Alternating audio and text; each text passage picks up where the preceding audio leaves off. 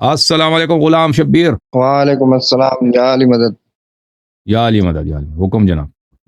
और ठीक हो सर जनाब? कैसे हैं आप? ठीक हैं? अल्लाह का जी एहसान ठीक है हूँ सर। जनाब, सर मेहरबानी। बात ये है कि आप बहुत ही काफ़ी काफ़ी बचपन से हम सुनते आ रहे थे सबको, आपने काफ़ी बहुत ही अच्छी चीज़ जो है यहाँ पर आके की है। हम्म। और मेरा सवाल ये था कि अगर दुनिया में कहीं भी किसी के साथ ज़ुल्म हो रहा हो, मज़लूम है, तो क्या हमें उसके लिए आवाज़ नहीं उठानी चाहिए? अगर वाकई मजलूम है मदद करनी चाहिए, और अगर हो सकता है करनी चाहिए। नहीं, मदद तो नहीं, हम इस मुल्क में बैठे हैं, फॉर एग्ज़ाम्पल जैसे फ़लस्तीन में नाहक कत्ल व गारत हो रही है, तो क्या हम आवाज अब उठाओ इस भाई। मुल्क में बैठकर।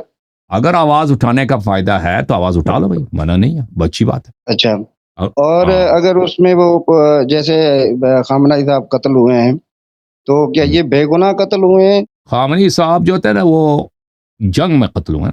एक शख्स जब जंग करता है ना, वो खुद कमांडर इन चीफ थे फौज के, आर्मी ईरानियन आर्मी के, ईरानियन सिपाह के। तो ये अगर जंग में एक फौजी मरता है, ठीक है ना, तो उसको आप नहीं कहते बेगुनाह कत्ल हुआ, क्योंकि वो जंग है ना। अच्छा, जंग, वो जंग में वो लेजिटिमेट टारगेट है। जब जंग होती है ना, मसलन आपका हिंदुस्तान के साथ, आपका कोई जनरल, कोई कर्नल, कोई मेजर मरता है, तो आप कहते हैं बेगुनाह मरा? नहीं, वो कहते हैं भाई इसका काम था, जंग हुआ, हिंदुस्तान ने अगर मारा है, तो उनका हक बनता है कि हिंदुस्तान ने, भाई जंग है, वो सामने से उसने किसी किसी वो सामने से उसने किसी किसान को तो नहीं मारा ना, किसी स्टोर कीपर को, सामने से मेजर को मारा, सामने से फौजी को मारा। तो खामनी साहब जो थे, वो खुद एक मिलिट्री के जुज्व थे खामनी साहब। और जंग हुई है, और जंग खामनी खुद ने चढ़ा ना। खामनी खुद पिछले 40 साल से जंग तो अमेरिका वो, ने छेड़ा है सर। नहीं जंग तो अब देखें, जंग इस दफा जो जंग हुई ना अमेरिका ने, लेकिन उससे पहले खामनी साहब ने इसराइल के खिलाफ और अमेरिका के खिलाफ इन लोगों ने बहुत काम किया है ना। मुख्तलिफ ग्रोह बनाए, अहजाब बनाए, पार्टीज बनाए। जैसे देखें, अभी अभी पाकिस्तान में आपकी टीटीपी पर हमला होता है ना, टीटीपी आपके पाकिस्तान में कार्रवाई करता है, और आप मारते हैं किसको? कंधार को मारते हो। क्यों कंधार को मारते हो? कहते हैं वहां से सपोर्ट मिलता है इनको, है कि नहीं? अच्छा, काबुल को मारते हो क्यों? कहते हैं वहां से सपोर्ट मिलता है। ये इस तरह नहीं था कि खामनी साहब ऐसे फारिग बेगुनाह बैठे थे और अमेरिका इसराइल ने हमला किया। बहुत सारे सालों से खामनी साहब इस फलस्तीनियों को और शियों को, उनके लिए फौजी कैंप बनाते थे, ट्रेनिंग देते थे, उनको असलहा बम बनाने का तरीका सिखाते थे, उनको मिसाइल देते थे कि जाओ इसराइल के साथ लड़ो, ठीक है ना। और बयानात देते थे कि हम इसराइल को मिटा देंगे, इसराइल को कैंसर है। मैं नहीं कहता इसराइल सही है, मैं आपको हकीकत बताता हूं ये जंग हुई कैसे। तो ये कहना कि भाई ये बेचारे बेगुनाह फारग ऐसे बैठे थे, जैसे कोई मौली होता है ना, अल्लामा अपने घर में बैठा है, नमाजें पढ़ रहा है, तो इसराइल ने आके हमला किया, इस तरह नहीं है भाई, इस तरह नहीं था, ठीक है ना। इन्होंने खुद पंगा लिया है। सामने बहुत बड़ा बदमाश है, उसका नाम है नेतन्याहू, है कि नहीं बदमाश? सही, और हाँ, शरीर बहुत भी है, बड़ा।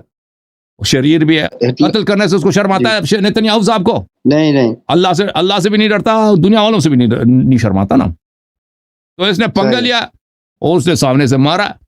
तो अब कह दो भाई, जिसको मारा वो फौजी कमांडर है, उसका नाम है अली खामनी, पूरे फौज का कमांडर इन चीफ है, तो क्या बेगुनाह कत्ल हुआ है? तो आप कह सकते हो बेगुनाह कत्ल हुआ? मेरे नजदीक तो ये अगर जंग हुई है, तो ये जंग में इस तरह के टारगेट करना ये एक नेचुरल बात है। अच्छा सर, ये जो ईरान का मंशूर है, ईरान का मंशूर तो ये है कि यहाँ पर हमारे बीच में यहूदी और सयोनी जो है ना, ये हुक्मरानी ना करें, और जो मुस्लिम जो ममालिक हैं, वो उनका अलग एक ब्लॉक होना चाहिए।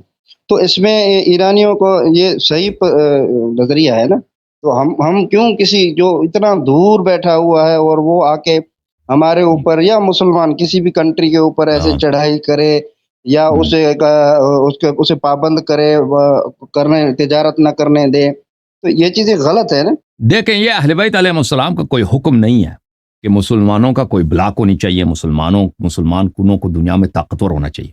समझ में आ रही ना बात आपको? और ये अवाम को फरेब देने के लिए, ये क्या चीज़ है? अवाम को फरेब देने के लिए एक नारेबाजी अवाम को कि हम मुसलमान ताकतवर बने, हमारा अपना ब्लॉक होना चाहिए अमेरिका का। इससे क्या होगा भाई? इससे क्या होगा? आप समझते हैं कि अगर मुसलमान सुपर पावर बन जाए, मुसलमान इक्तिसादी लिहाज से ऊपर चढ़े, इसमें ये कोई कोई कोई अच्छी चीज़ है? आप समझते हैं? इससे आपके मुश्किलात हल हो जाएंगे। एक ज़माना था मुसलमान सुपर पावर थे, मुसलमान दुनिया का सबसे बड़ी इक़्तिसादी पावर थे और मुसलमान सबसे बड़े जालिम थे। लेकिन जालिम अपना लिबास बदल देगा। मुसलमान जब एक ब्लॉक बन जाए ना, एक बहुत बड़ा ब्लॉक बन जाए मराकश से लेकर इंडोनेशिया तक, ये जालिम अपना लिबास बदल देगा। जालिम आज नेतन्याहू की शक्ल में है, उस वक्त मुसलमान खलीफे की सूरत में ज़ाहिर होगा। इससे जुल्म का खात्मा नहीं होगा, इससे गुर्बत और फ़ख्र का खात्मा नहीं होगा, इससे बिदअतों का खात्मा नहीं होगा, बल्कि उस ज़्यादा हो जाएगा। और मुसलमान, याद रखो, मुसलमान ईसाइयों के मुकाबले में ज़्यादा जालिम है। मुसलमान जब सुपर पावर बनेंगे ना, ये जो जुल्म ये करेंगे वो अमेरिका के दादा को भी नहीं आता, अमेरिका के बाबा जी को भी नहीं आता, ये वो जुल्म करेंगे। तो मैं समझता हूँ ये खामनी साहब का ये और खुमैनी साहब का ये नज़रिया बिल्कुल आप सही बता रहे हैं। उम्मत वाहिदा, मुसलमान एक उम्मत वाहिदा हूँ, मुत्तहिद हूँ, और ये उम्मत वाहिदा ये दुनिया में सुपर पावर बन जाए। इसमें अहले बैत अलैहिस्सलाम कहाँ है, इसमें इमाम महदी अलैहि, मेरे बादशाह कहाँ, उसमें तो इस इक्वेशन में वो तो नहीं है ना, इस इक्वेशन में वो नहीं है, इस सोल्यूशन में वो नहीं है। तो ये सोल्यूशन नहीं, ये लानत है इस पर। क्योंकि एक नया खलीफा वो चाहे प्रेसिडेंट कहलाए, चाहे वली फ़कीह कहलाए, चाहे जो प्राइम मिनिस्टर कहलाए, आलम इस्लाम का जो होगा, वो एक नया जालिम होगा और वो जुल्म करेगा दीन के नाम पर, पूरी दुनिया पर, और शियों पर, और मुसलमानों पर, और गरीबों पर, अहले सुन्नत पे भी जुल्म होगा। ये जालिम सिर्फ अपना चेहरा बदल देगा, जुल्म ख़त्म नहीं होगा, दर्दें ख़त्म नहीं होगी, ज़ख्में ख़त्म नहीं होंगी, बल्कि जुल्म ज़्यादा बढ़ जाए।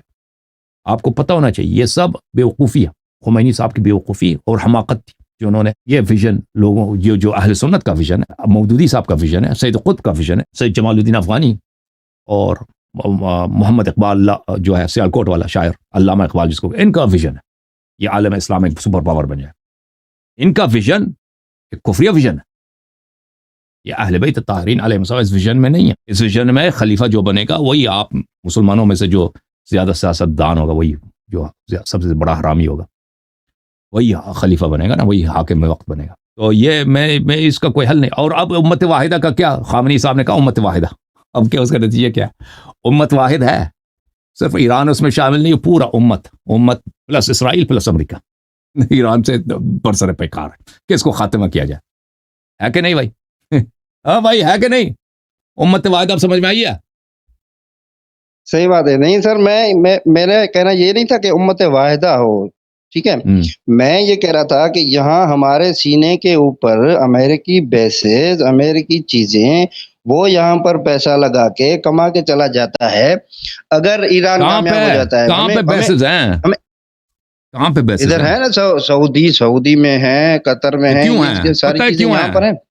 पता है क्यों है? इसलिए है कि वो ईरान से डरते हैं ना, सऊदी वाले ईरान से डरते हैं। तो ईरान को रोकने वाला कोई नहीं ना, अगर अमेरिका ना हो तो ईरान को कौन रोकने वाला है? सऊदिया को फतह करने से कोई है भाई? सऊदिया वाले कौन से दीन पर है जो भले उनको ईरान जो है वो तबाह बर्बाद कर दे। ये बहरीन, कतर, इमारात, ये छोटे छोटे मुल्क है ना, ये जो अपना दिफा खुद, कुवैत, ये अपना दिफा खुद नहीं कर सकते, इनके पास तेल बहुत है, पैसे बहुत है। तो इनको अमेरिका ने अभी कौन सा दिफा किया इनका तो कोई दिफा नहीं किया। नहीं, बिल्कुल दिफा किया, देखो नहीं, दिफा बिल्कुल किया। अभी उन पर किसी ने कब्जा तो नहीं किया ना, कब्जा किया इमारात पे किसी ने? इमारात ने इतनी तरक्की की है, इमारात का इतना इक़्तिसाद है, इमारात या बहरीन का या कतर का, अमेरिका ना होता तो ईरान कभी इन पे कब्जा कर चुका होता। तो ये तो इनका कोई फौज ही नहीं है, कुछ भी नहीं बेचारे। मैं नहीं कहता कि अमेरिकी फौज वहां पे बेहतर है, अच्छा है, मैं नहीं कहता, लेकिन उनकी मजबूरी है, वो ईरान की वजह से वो लेके आए ना। अगर खुद आप इमारातियों से पूछो कि अमेरिका हमें चाहिए या नहीं चाहिए, वो कहते हैं हम बहुत ज़रूरी है। वो चाहते हैं कि अगर अमेरिका रहे ना जाए यहाँ से, क्योंकि उनको प्रोटेक्शन की ज़रूरत है। अब आप कहते हैं ना मिसाइल पड़ते हैं, उससे दिफा करना नहीं कर सकता। मिसाइल का दिफा करना काफ़ी मुश्किल होता है, लेकिन अभी तक तो किसी ने उन पर कब्जा तो नहीं किया ना। अच्छा जी।